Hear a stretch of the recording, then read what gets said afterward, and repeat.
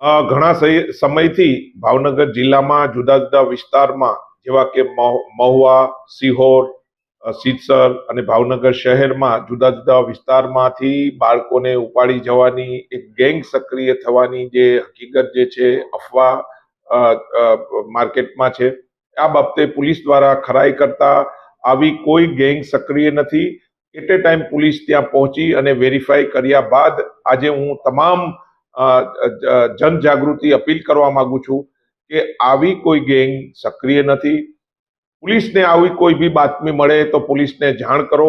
અને તમામ માતા પિતાને બી અપીલ છે કે આવી કોઈ પેનિકમાં ના આવો, અને આ રીતે પેનિક કરી અને મેસેજ વાયરલ કરવા તે બી ગુનો છે. તો પોલીસને તમે સહકાર આપો.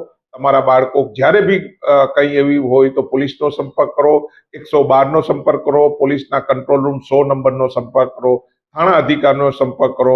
અમે આપની સેવામાં તત્પર છીએ.